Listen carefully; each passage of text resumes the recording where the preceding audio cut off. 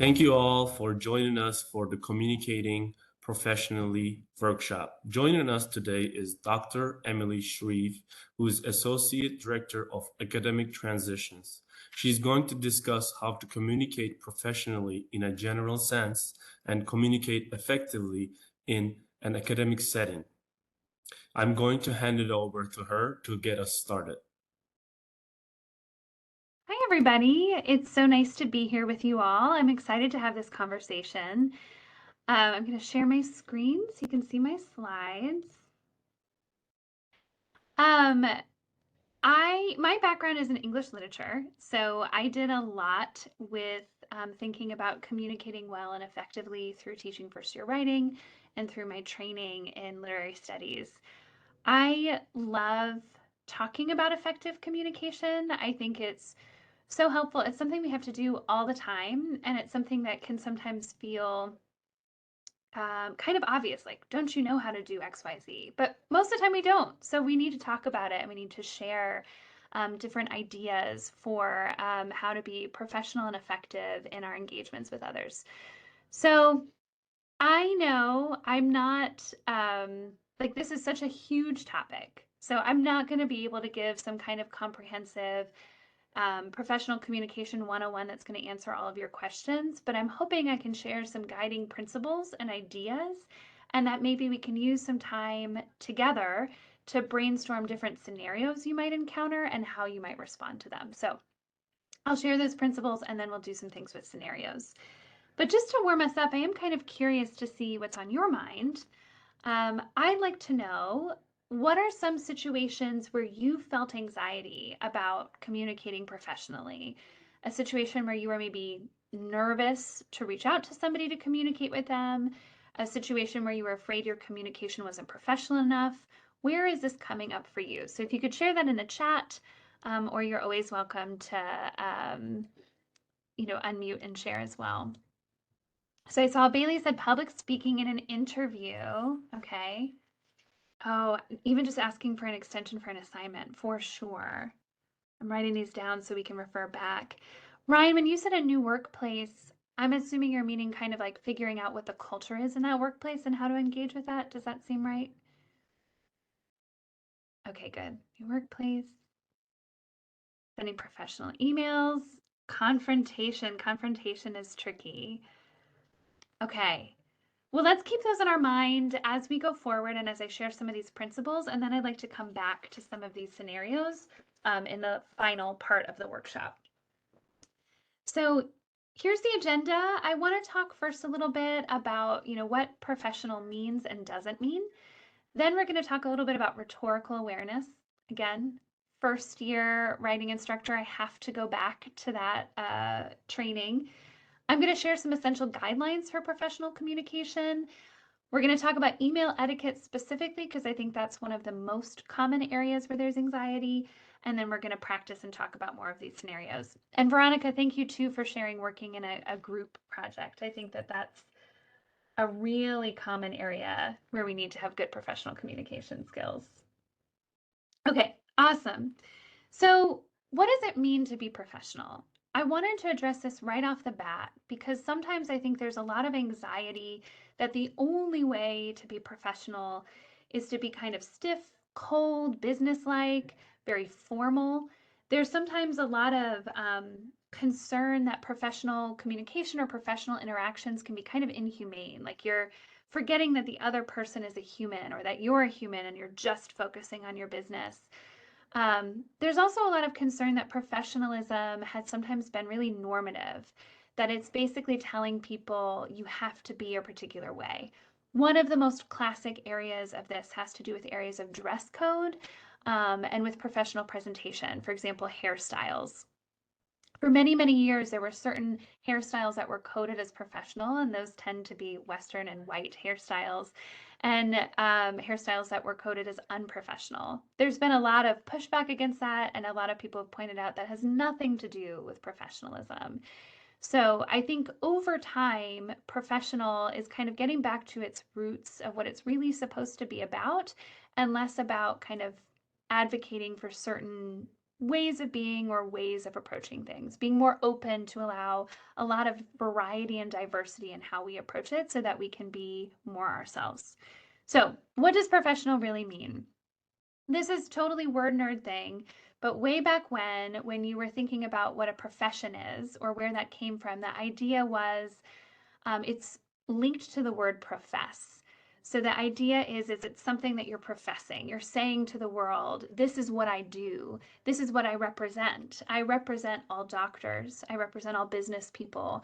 I represent this community. I represent this workplace. And so when you think about that in that way, as representing a field, as representing work, as representing a job, we can start thinking about, okay, how do you represent yourself effectively and fairly? The first thing, of course, is being respectful. To me, this is the heart of what it means to be professional in any kind of setting. Merriam-Webster actually uses the words courteous and conscientious with professional, which I think are really helpful to be thinking about. So when you're being professional, you're being mindful of boundaries. What is appropriate to ask somebody about and what isn't? What is appropriate to ask them to do and what isn't? So you're being thoughtful about those responsibilities and connections. You're also being thoughtful about power differentials. Sometimes that means being respectful to someone because of a degree they've earned or a position they've held, but it also works the other way, right? Being thoughtful yourself of the power that you hold and what you're asking for other people to do. I know that because I'm a teacher, when I email my students, I have a certain power with them. And an email that I might send to a colleague and think is just friendly and light and no big deal is going to be read in a different way by a student who knows that their grade depends on me, right? So part of professional communication is being mindful of those sort of power differences and keeping them at the forefront of how you think about what words you use and when you use them and how you use them. Professionalism is also about being very thoughtful and aware of what you are asking and why. It's keeping present that in any of the scenarios, like the scenarios that you said, an interview, a public speaking scenario, connecting with a professor about an extension, being in a workplace, managing a difficult confrontation, working on a group project, there's some sort of shared aim in the center, right? There's work that is to be done, whether it's work as a student, whether it's, work on the project, whether it's professional work, whether it's assessing you as a candidate, there's some kind of work being done. So you want to always be mindful of how can I accomplish this work and help other people accomplish that work with the minimal level of stress. Keeping that in mind, how do I relieve stress from both myself and others, will do a whole lot to ensure that your communication is both professional and effective. Professional is also holistic, and this gets to the critiques of the word that I mentioned before. So true professional connection remembers that the person on the other end is a person, right? You're communicating with somebody that has feelings and somebody that has their own stresses and somebody that has their own challenges, and you're mindful of that and how you connect with them. Um, just as a side example of this, I supervise our peer mentor program right now.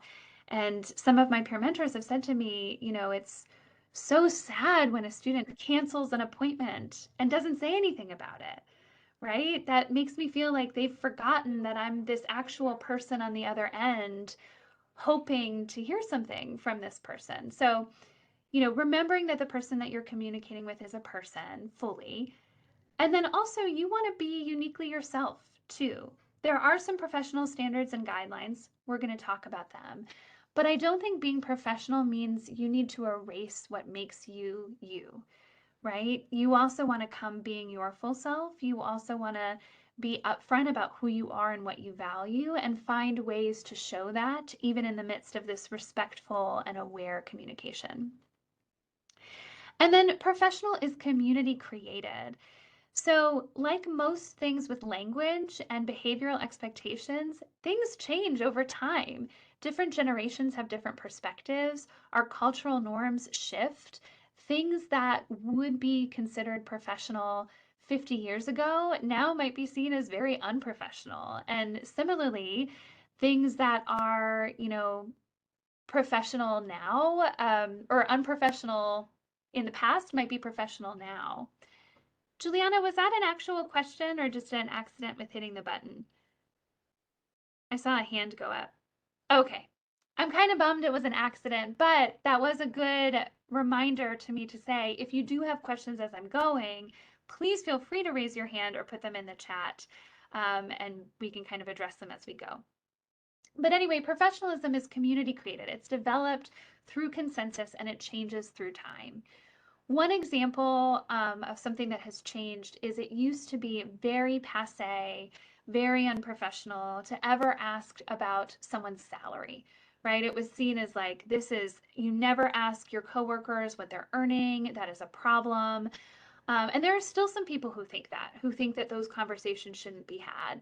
But there's a growing conversation among, young professionals and other people who are sort of saying, we actually need to be more transparent about this. There's value in having everything with finances and salaries being upfront so that we can ensure that people are being paid equitably for what they're doing. So that's an example of a norm that's kind of in shift and that's changing about what is and is not professional.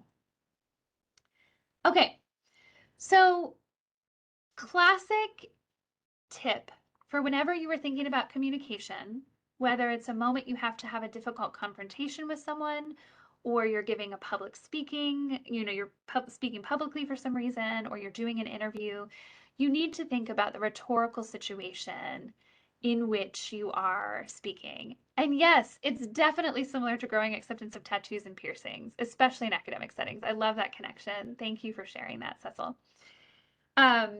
So when you are trying to think about how to approach a situation, you want to think about three main things. You want to think about what it is you want to say. You want to think about the audience to which you're speaking. And you also want to think about yourself and how you're going to present yourself. So this is the rhetorical triangle.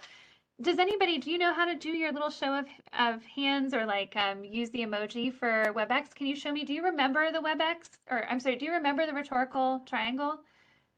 You can use like the laughy thing or the thumbs up or throw it in the chat. Is this familiar to some of you from the turtle? I love the turtle. Oh, some of you do, some of you don't. Okay. Awesome. Yeah, so this goes way back to Aristotle, and it's been so long since I've talked about this. I don't want to give you too much information and have it be inaccurate. But the basic idea was trying to think through, okay, who's saying what, in what context, and to whom. So really trying to think through the situation in which the communication is happening. The goal is that effective communication is going to happen when all of these things are aligned. The speaker has presented themselves in the best way for the scenario. They've delivered the message in the best way for the scenario. And they've been very thoughtful about the audience and how they're getting that information. So you can see the message is connected to logos. And so basically that says anything that you're communicating needs to have some logic behind it. It needs to be clear what you're trying to say. If you are making a request of something, you might need to have statistics that back that up. You want to make sure that your reasoning is really clear, why you're asking what you're asking, basically that the logic is sound. When you're thinking about the audience, you're thinking about their emotions. That's what pathos means, right? What is it that they might feel that would persuade them to take on what you're asking them to do? Are you appealing to their sense of integrity, so their sense of themselves as professional people on their own? Are you trying to build sympathy? Like for those of you who are asking for an extension, sometimes that's what you're trying for, is like building up that sympathy from your professor. Are you trying to get them angry at an injustice so that they, want to go and help change those things? What is the emotion that you want them to feel that will help them be persuaded by you or help them say yes to your request or help them see you as a good colleague? And then with speaker, ethos it's connected with ethics. It has to do with your kind of believability and credibility. So you want to think about, how am I presenting myself to make sure that I am seen as a credible person to make this request, to have this conversation, to give this speech, to run this interview. So these are the things that you're going to want to think about, and you can see along the edges of the triangle some of the things that help you think through the details of this rhetorical situation are thinking about your tone. How are you going to deliver your message? Tone is much more than word choice, although word choice is part of it. It can relate to punctuation. It can relate to how you phrase your sentences. If you're actually speaking, it relates to obviously the tone of your voice. When you're thinking about, will the message resonate with the audience, you want to be thinking about the context. This is one of the biggest challenges, I think, especially if you're considering a confrontation. If you have to ask somebody to do something differently, or if there's been some sort of challenge that you have to address, you want to make sure that your message is getting to your audience in an appropriate context. It's probably not good just to say that as an aside quickly at the end of a meeting when you don't have time to address it, right? Or it might be better to say in person rather than in an email. So you really want to think about some of those things. And then the exigence has to do with your purpose. Why are you speaking? Are you clear in yourself about what your message is and why you have it? And so if you connect all of these pieces together, ideally, you have the most effective possible result to the communication that you are trying to deliver. So that was a rough, quick sense of the rhetorical triangle. The biggest thing I want you to think about is think about, how are you presenting yourself? Do you have a clear message? And who is your audience? What are their expectations? What do you want them to feel or think or do in response to what you're trying to say? I'm going to pause. Any questions about thinking about this rhetorical situation in which you're in? The classroom's behind me. So our first year seminar classroom is behind me, and right at that moment, they're doing presentations this week. And right at that moment, someone finished and they all clapped. So I am going to choose to interpret that as you all clapping for me as well. It was a very encouraging accidental timing moment. Okay, it seems like everybody's good. All right. Let's get to some essential guidelines then for any communication situation where you want to be professional and effective. The first thing is to invest time. And this is why I wanted to share that rhetorical triangle. Invest time and reflection in, what are you trying to say? What's your purpose in speaking? What is your main point that you want to get across? Who is your audience? What are their expectations? One of the biggest places where I see communication go awry is when people are rushing things, which we all do, right? You're in a hurry, you're trying to get an email out, you're trying to quickly, finish up a meeting, you're nervous in an interview, so you're rushing through your answers. But when you do that, that leads to miscommunication and communication that often isn't as effective as it could be. So obviously, the time that you're able to give is going to differ. If you're talking about an interview, probably most of the time you're putting in before you even get to the interview and preparing for it and thinking about what questions you might be asked and how you're going to address it. If you're, in the moment trying to resolve a situation with someone, you're only going to have a pause, right? But those pauses really matter. Don't be afraid to take the pause. So whether it's prep ahead of time or a careful pause in the moment, take the time to really make sure that you are saying what you mean to say. There's this old kind of idea that what is once said can't be unheard, right? And this is part of how communications can really go wrong and really develop into full negative interactions. Is once something is said, you can't take it back. Once somebody has heard something, they have heard something. So do your best to be really intentional and careful about what you put out there in the first place. Also, be strategic about medium. So especially for those of you who are thinking about having a confrontation or who are trying to work through a group project, what is the best way to manage an issue that you might be having? Is it something that's very quick and direct that you could send an email about? Would it be better to have an in-person conversation or a phone conversation? Which form of engagement will best allow your audience to truly hear your message and to trust you in sharing it. There's like some basic rules about like if you're writing an email and it starts to get super long, like you see the paragraphs are going and going and going, that's probably a good sign that that needs to be a conversation and not an email, right? So that's something that you can think about with that. Same as speaking to your professors, asking about an extension. I think sometimes we ask for tough things by email because it feels a little bit safer, right? We don't have to, we can kind of like throw that out there and hope that the other person receives it and then kind of like hide away and build ourselves up again. But there could be something to be said for stopping by office hours, for, trying to connect, asking, talking to the professor after class, because then you can have a true back and forth and you can really engage. So think about that piece too. My biggest tip for all of these scenarios that you shared is to be upfront about what you're asking. So again, I was an English lit person. I like to be wordy, you can tell. I liked to write very detailed information because I like to read very detailed information.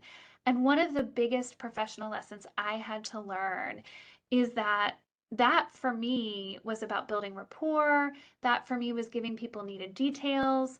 But I was getting feedback that it felt like people couldn't figure out what I wanted or needed. They couldn't find the point of the email, or they were just so busy that they resented that they had to read my beautifully written, but not super necessary multiple paragraphs providing context. So, one of the things that I learned is put your ask right up front in the email. So, let's go with the example of asking for an extension. Don't have 5 paragraphs about everything that has gone wrong in the past week. Instead, start right away with, Professor so and so, I was writing to see if it'd be possible for me to get an extension on X project. After the ask, if you want to give a paragraph that provides some context, such and such happened, I've been having some challenges here. This is what I'd like to do with the project, and more time would let me do it. You can give all of that rationale after, but make sure the ask is present right at the beginning so that you're not also asking them to spend a lot of time working to figure out what you want. This is true with interviews too. When you're answering interview questions, give your main answer right up front. So if they ask, what is the reason why you want to work for this company? You give a really clear statement of that reason. Then you can elaborate and explain, but try to avoid thinking through all your thoughts to get to the answer. Instead, give the answer up front and then give your rationale for it. So it's kind of like reversing the order that we typically go in. This has transformed how I communicate with people. This has really changed. I think it's made things more effective. And honestly, this is what you learn when you're learning about a 5 paragraph essay or writing a paper with a strong thesis, right? You put that thesis right at the beginning so your reader understands where you're going, and then you give all the rationale and the reason. So we need to be applying that in more settings than just when we're writing papers for an English class or writing papers for our research projects. So be upfront about what you're asking for. The same is true with personal confrontations.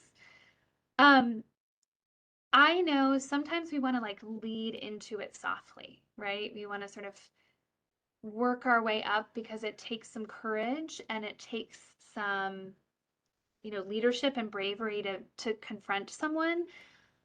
But sometimes that's harder because it doesn't allow someone to realize what the conversation is actually heading towards, and it can kind of blindside them.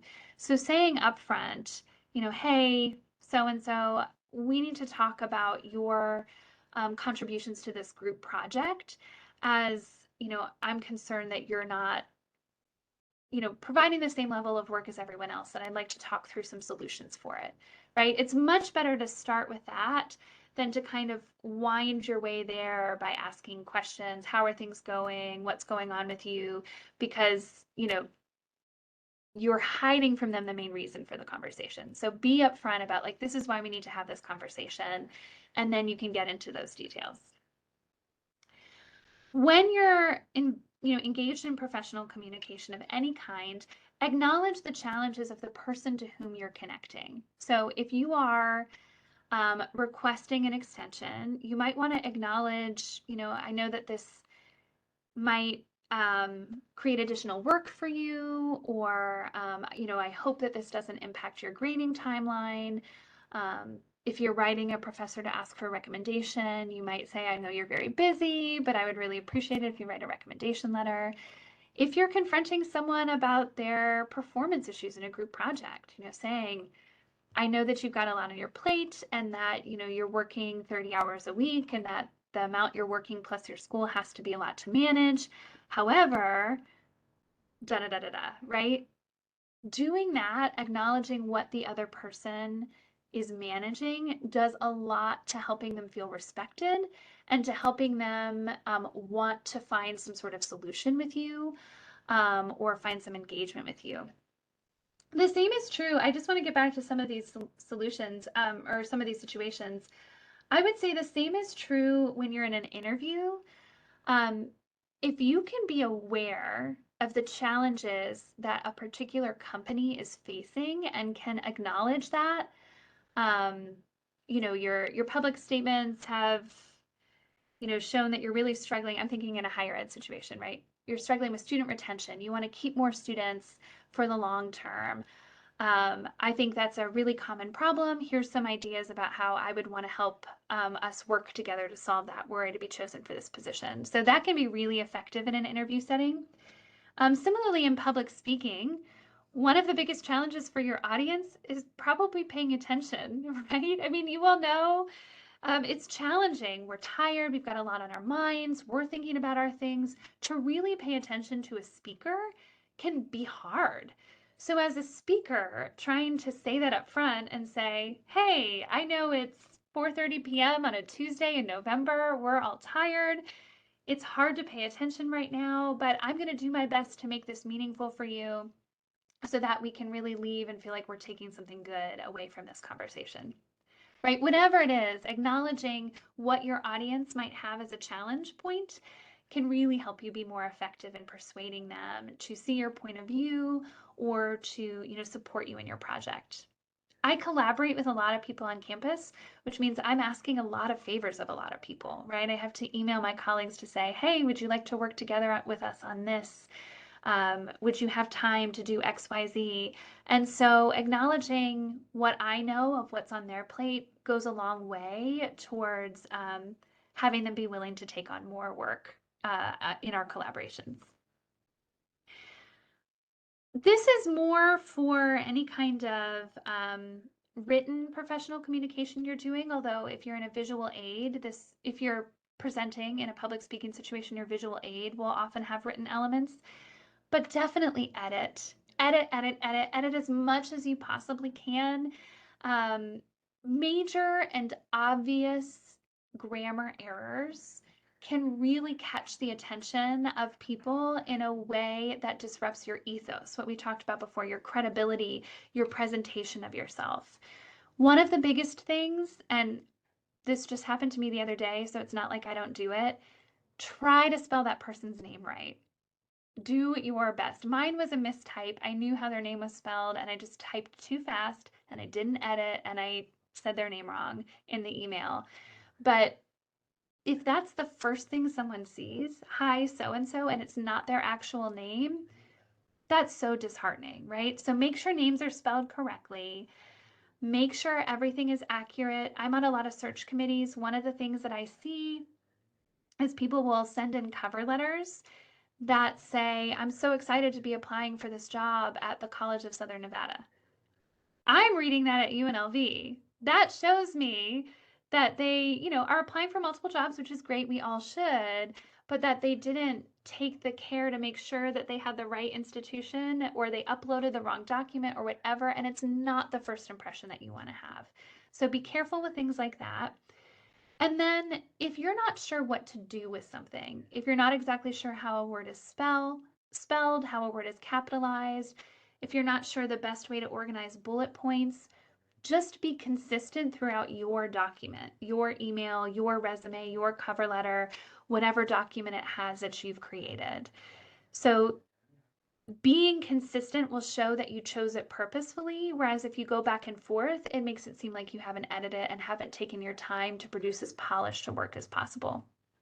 So, when I was younger, I was really anti-grammar. I was like, why does it matter? As long as we're communicating with each other, as long as we understand what it means, this shouldn't be a big deal. I have since realized, one, it does impact clarity. Sometimes it's just hard to understand what someone's trying to say if you're not being careful with that.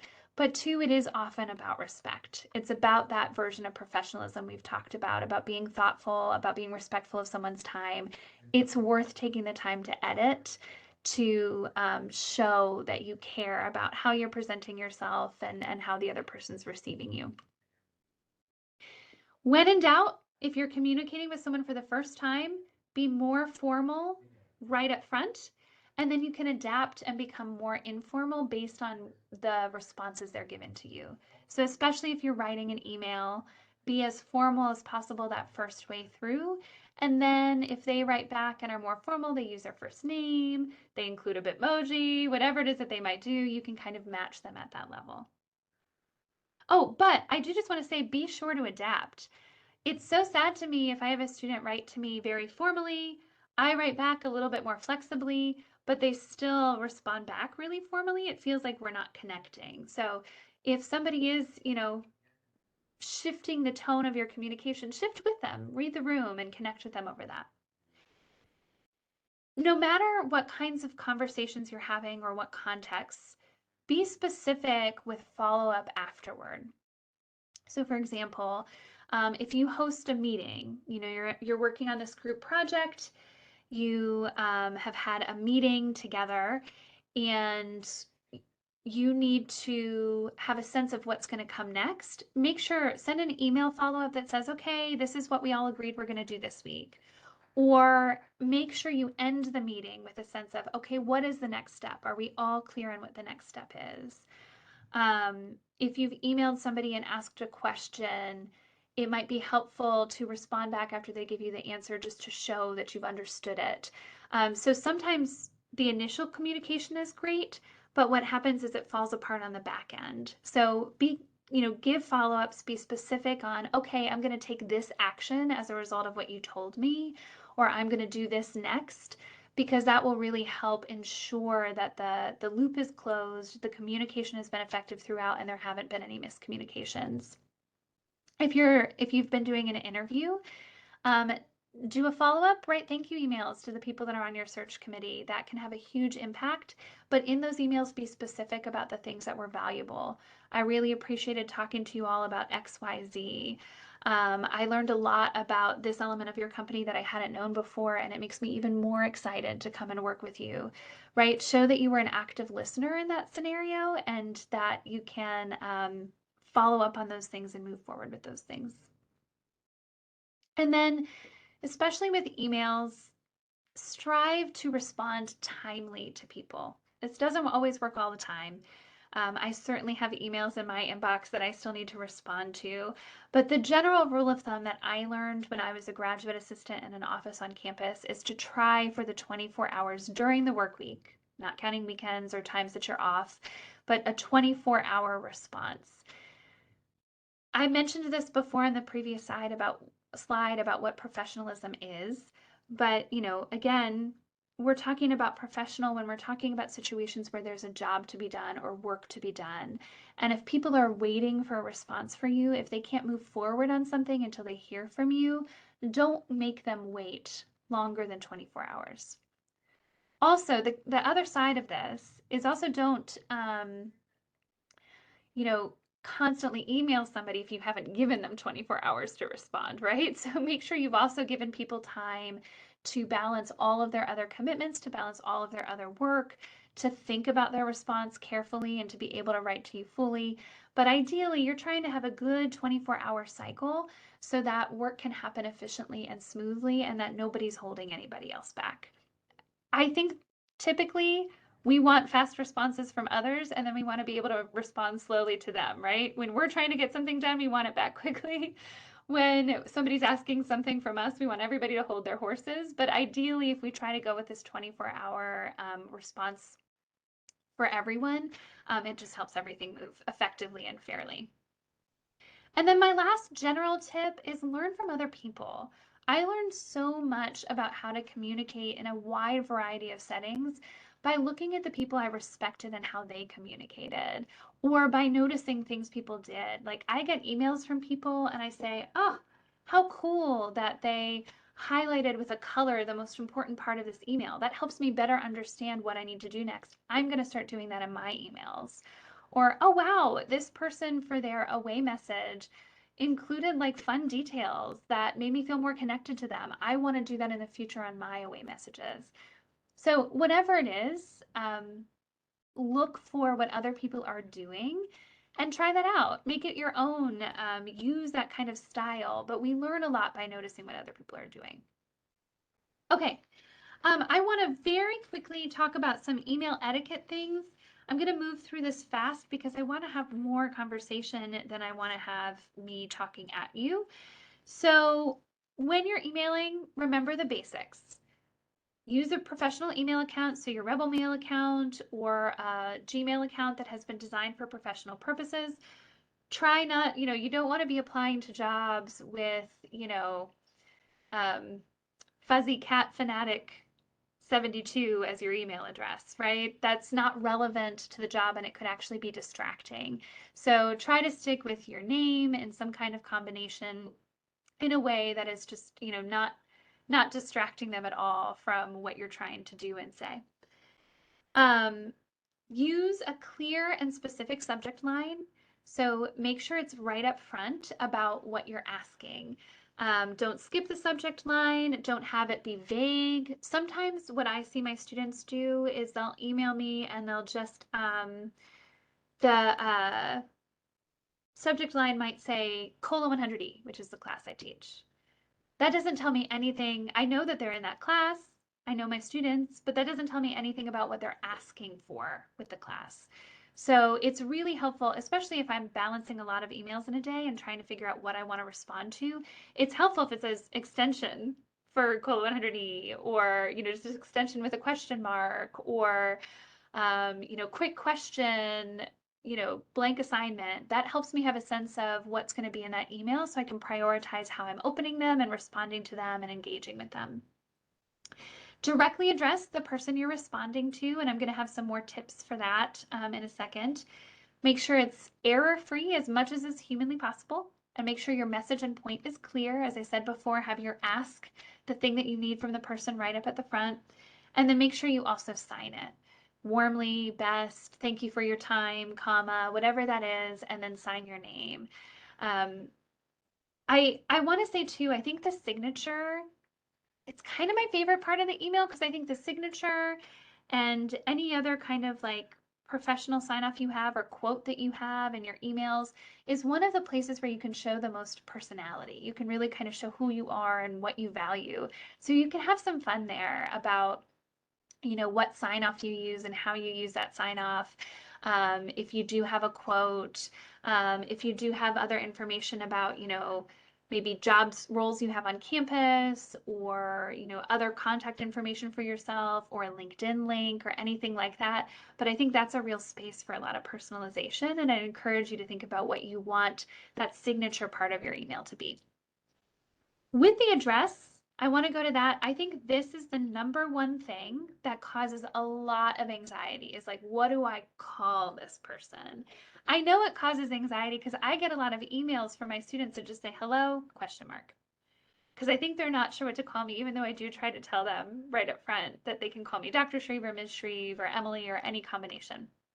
So look for professional titles. If the person has a PhD, an EDD, an MD, a DMA, a title that you're not sure of, look it up and see if you should use doctor, especially for women in academia, although for many other people too, that doctor title can mean a lot.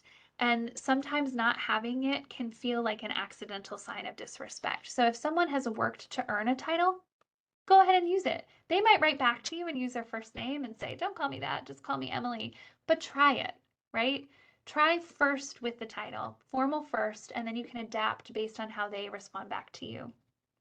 If you're not sure if they have a formal title, then you'll want to use Mr. or Ms. If you're speaking to a woman, you don't want to presume if they're married or not married by using Mrs. or Miss. Don't use their full name. So I get emails from people that say, "Hi, Dr. Emily Shreve," or something like that. And it always feels a little bit like it's a insurance company trying to get a hold of me, right? Like it feels a little too like we've just filled your name in here. So typically you'll use the title and the last name, not the full name. Now, if you're writing to someone who's more a peer or someone who you're going to have a professional but still somewhat casual relationship with, you can use their first name. I was so nervous about doing this. Like, I remember being in a GA and writing to emails to people and being so afraid that the emails I was going to write were going to seem too casual or too presumptive if I used their first name. But my dissertation advisor suggested using this "if I may" in parentheticals because it's kind of a way of asking permission. So say, "Dear Emily, if I may, comma." It's a way to say like, all right, we're addressing each other by first name. I hope this is okay with you. And then you can kind of launch into what you're trying to say. I loved that. I use it all the time. It's worked really well. I've never had anyone write back and say, "No, you may not." Ever, right? Everyone's okay with it, but it was a good way for me to say, "Hey, I want us to be kind of connecting on this shared level. So I'm just going to call you by your first name. I hope it's okay with you." And so I would advise that if you're really feeling anxious. Use formatting tools in your emails for emphasis and organization. Bolding things is helpful. Highlighting things can be helpful. Using bullet points. Remember that a lot of people are reading emails on their phone. So if possible, try to make them not lengthy paragraphs that fill up the whole screen, but break it up into smaller chunks so that things can be seen clearly and separately. So format really matters. Watch email chains. If you get forwarded an email and you see there's lots of emails in it, take the time to read through those emails before you respond, because sometimes there's some useful information that helps you respond more accurately. Notice who's CC'd on an email too. Sometimes you need to hit reply all and not just reply, so be mindful and thoughtful of that. That can prevent a lot of miscommunication. Again, be purposeful in whom you respond to. So I do a lot of introductory emails. "Hey, so-and-so, I'd like you to meet this person." Um, Once I've done the introduction, I don't need to be on those emails anymore. I don't need to see the back and forth of them arranging the time that they're going to get coffee or that they're going to have a WebEx meeting or whatever it might be. So one way to help someone see that you've responded but not fill up their inbox is to say, "Hey, Emily, thank you for this introduction. I'm going to move you to BCC, which means I will see this first initial response, but then I won't see any of the others." This is one of my favorite cool things. It just helps prevent everybody from having lots of emails in their inbox, but still gives someone a chance to say like, "Okay, we're picking up this thread, we're having this conversation, but now we're going to move you off of it since you don't have to be a part of it." Another way to do that is just to start new emails. Sometimes email chains get really unwieldy, so especially if you're in a workplace setting, go ahead and just start a new email chain because that can do a lot just to make everything clearer and less cluttered. As I mentioned before, use the signatures to show you and use email tools in your favor. You can change the settings for how long it takes between when you click send on an email and when it actually sends out, which can be great if you have a little bit of email anxiety and want to double check something one more time before it goes out. You can also schedule send. Sometimes the best time to write emails is like early in the morning or late at night, but you don't necessarily want them like sent at that time. You probably don't want a 2 a.m. email being sent to someone in a professional setting. But you could write that email in 2 a.m. if that's when you're productive and that's when you're getting things done. But you can use the schedule send function to make sure that that goes out at 8 a.m. or something else like that. So use those tools in your favor. Those are just some little email etiquette tips. I think emails are the most fun to write. I love writing emails. They're stressful, but I think they're such an amazing tool of communication we have with one another. And I really encourage everybody to find their own email writing style so that you can feel really confident when you have to send an email that you know how you're going to go about it because you developed that strategy, that format, that approach. Okay, I want to turn it to you. We have 12 minutes. I think this is the fastest I've ever done one of these workshops, and I'm proud of myself for leaving 12 minutes of time for us to engage. That doesn't always happen. But I want to see from you, you gave a lot of different scenarios. Is there anything in particular that you would like to ask about? A situation where you're like, hey, I would like some advice about XYZ, or I want to hear more about how this applies in a workplace when I'm at a new workplace and trying to get the culture. What would you like to talk about now, or what questions do you have for me? I had a question that was asked to me. The student wants to remain anonymous, but Oh, they said for the subject line, should it be direct like recommendation letter, or should it be more like request for recommendation letter? oh, that's a good question. I don't think that there's a hard and fast rule for that. Um, I think either one would work really well. I think that's just a matter of personal style. I think request for will be embedded in the idea of recommendation letter. So I think it really just depends on you and what you would prefer. I think either would be fine. I would be careful though, um, if you get to more than 5 or 6 words. Again, think about emails you've seen as they come in on your phone or as you see them on your computer. um, Too wordy and it's going to miss what the point is. So in those cases, if you realize it's really filling up a chunk of the subject line, then you might want to have it be shorter. They're kind of like tweets or headlines, right? They're short and sweet, just giving the sense of what it is. And then you're going to be able to elaborate in more regular conversational tone in the email itself. Thank you Mm-hmm. for answering that. Yeah, that's a good question. What other questions might you have or situations that you want to talk through? Can I just make, sorry, I want to give you all time to think, but I do want to make, I was thinking about the extension. And I just want to say, as long as you ask something politely and respectfully, I think it's always worth making the attempt to communicate it. Whether you're asking for an extension, whether you're putting yourself out there for an interview, whether you're trying to manage a new workplace setting, I think communication, period, is always better than not communicating, right? It's always worth trying as long as you're being respectful and thoughtful than it is not saying anything and having a situation get worse or not having an opportunity that you could have. So I really feel like when in doubt, communicate, even though it's hard and it's scary. Okay, advice for requesting reference letters. I do. So earlier the better. People do have busy and full times. So I think the sooner that you can get that request out, the better. And if you have to make a request that is anything less than 2 weeks, be very, very thoughtful of, I know this is a last minute request. This may or may not be possible, and I will totally understand, but I unexpectedly found this opportunity. I would really love if you could support me in it, etc., etc. So time is the first one. The second thing I would suggest is let them know why you want them to be your reference or recommendation.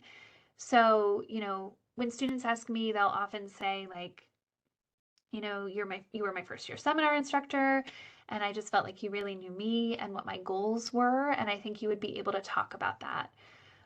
Or I met with somebody who interned with me this morning, and she, wants me to be her professional reference for a situation because I, supervised her directly in a higher ed setting and can speak to that for this other opportunity that she's going for. So give them the why. Why them?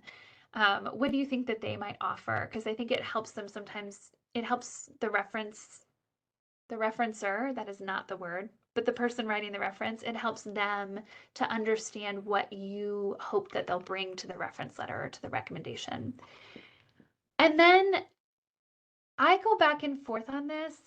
I like to make sure that in the initial request, at least give the date, the timeline for the reference.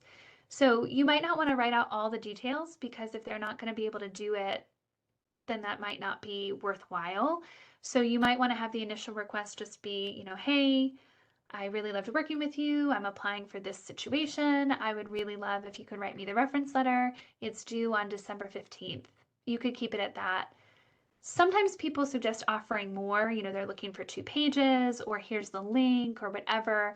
But I would say the basic thing is to say that you're asking for a reference and then to give them a sense of the timeline because there are certainly people I've wanted to write a reference for, but the timeline was too tight. And so it's helpful to know that right away rather than writing and saying, sure, when is it due? And then they're like, tomorrow. And then that's, an uncomfortable position because I've already said yes, but now I don't know when I'm going to be able to make it happen. So I think then if they're interested, you can send additional details. You could send your resume, you could send a cover letter for the job or personal statement that you're using. You can provide more information about why you're interested in that opportunity. I really like when students link to me what they're asking me to write a reference for. So they're like, here's the job, or, here's the program that I'm looking at, or, here's a scholarship I'm looking at, because that allows me to figure out what that scholarship is looking for and make sure that my letter matches that. So did that get to some of the questions that you had? Is it Cecil? Cecil?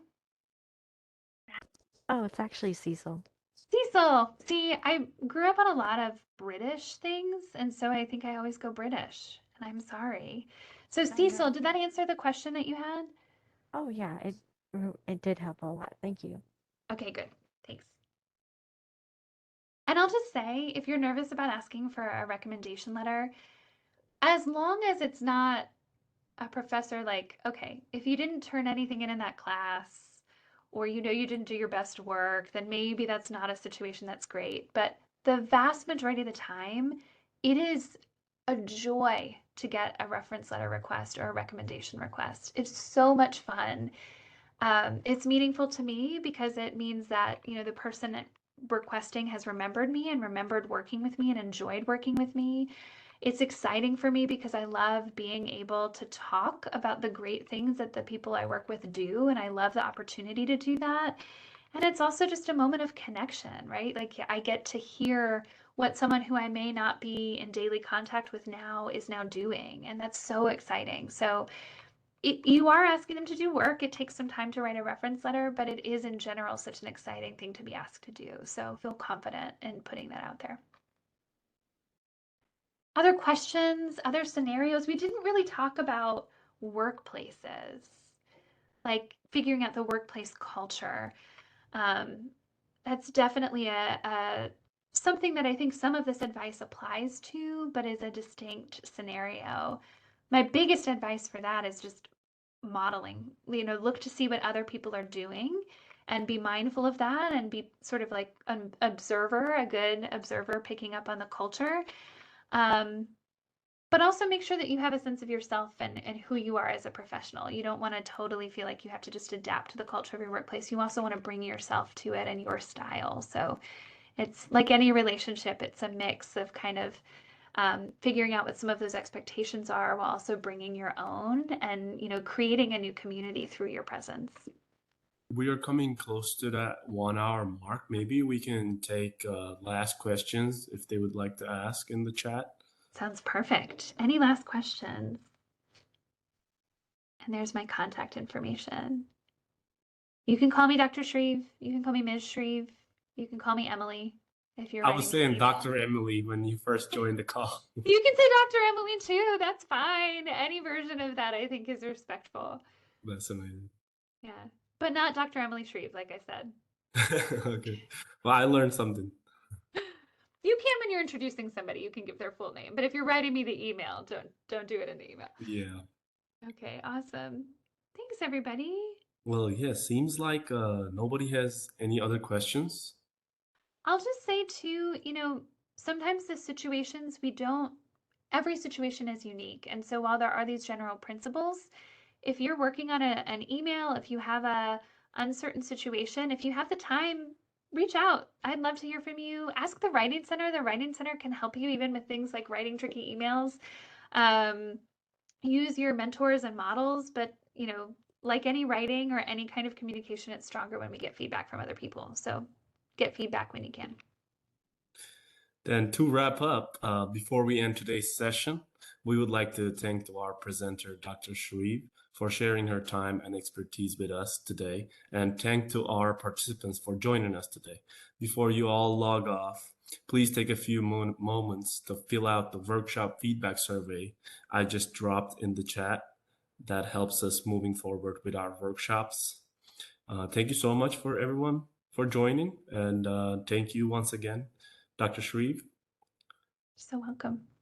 Thank you. Have a great day, everybody.